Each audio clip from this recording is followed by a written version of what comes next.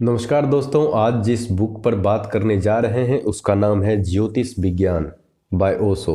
इस किताब को मैंने हाल ही में पिक किया था और सोचा था थोड़े लाइफ के अलग एस्पेक्ट को भी जाना जाए। तो ज्योतिष क्या होती है उसके बारे में जानने के लिए ये सबसे बेहतर किताब मुझे लगी है। ज्योतिष के इर्द गिर्द कई अंधविश्वास समाज में फैले हुए हैं, उसको दूर करने के लिए ये किताब काफ़ी अच्छी है। इसमें किसी भी अंधविश्वास पर बात नहीं किया गया है, जो भी फैक्ट है और जहाँ तक साइंस पहुँच चुकी है और अब मानने लगी है कि ये ज्योतिष था, जो पहले सही था लेकिन हम लोग उसे गलत मानते थे क्योंकि उसका कोई फैक्ट नहीं था।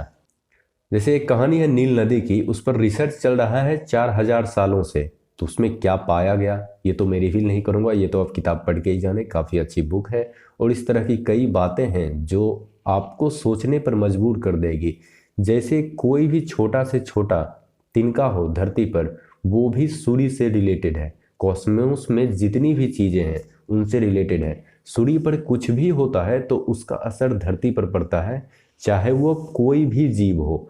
और उस असर पड़ने का एक पैटर्न है। जब भी युद्ध हुए हैं तो उस युद्ध का भी एक पैटर्न है, और जब भी कोई अकाल या फिर कोई बीमारी फैली है तो उसका भी एक पैटर्न है। तो वो पैटर्न किस तरीके से देखा गया है, उस पैटर्न को कॉस्मोस में किस तरीके के हलचल से मापा गया है, वो इस किताब में बताई गई है।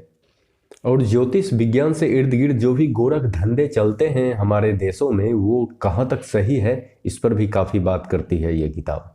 अब आधुनिक विज्ञान भी इस तरह के चीज़ों को मानने लगा है, क्योंकि बहुत सारी चीज़ें उनके पकड़ में नहीं आती हैं। वो जब रिसर्च करते हैं तो उनको लगता है कोई तो रिलेशन है, लेकिन उनको रिलेशन पता नहीं चल पाता है कि क्या रिलेशन है। तो लगभग 50-60 साल पहले एक तरीके की साइंस विकसित हुई जिसका नाम है कॉस्मिक केमिस्ट्री, यानी ब्रह्म रसायन। तो इस तरह के चीज़ों को मान्यता मिलने लगी है, इसलिए नहीं कि ये गलत है या फिर लोगों ने मान लिया है, इसलिए कि इसका कोई रिलेशन अब नज़र आने लगा है। जैसे इस किताब में बताई गई है कि गणित की जो शुरुआत हुई थी वो ज्योतिष के लिए हुई थी, क्योंकि और कोई ज़रूरत उस वक्त मैथ की थी नहीं।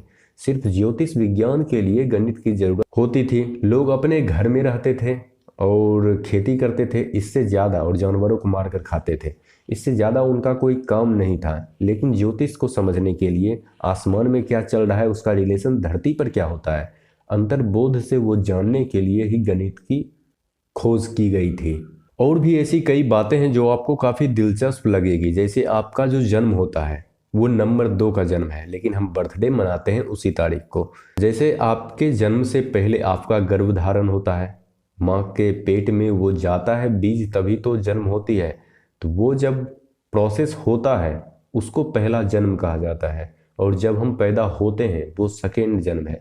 तो बर्थडे उस दिन ही मनता है। इस तरह के कई और बातें हैं। जैसे एक बात है कि पूर्णिमा के निकट आते ही पागलपन की संख्या बढ़ने लगती है, और अमावस्या के दिन दुनिया में सबसे कम लोग पागल होते हैं, पूर्णिमा के दिन सर्वाधिक पागल होते हैं।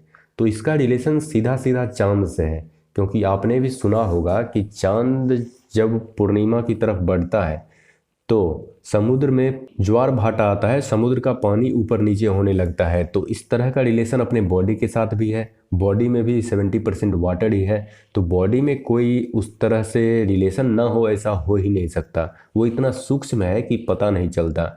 और ये एक रिपोर्ट भी बताती है कि पूर्णिमा के दिन पागल लोग ज़्यादा बढ़ने लगते हैं और अमावस्या में कम होने लगते हैं।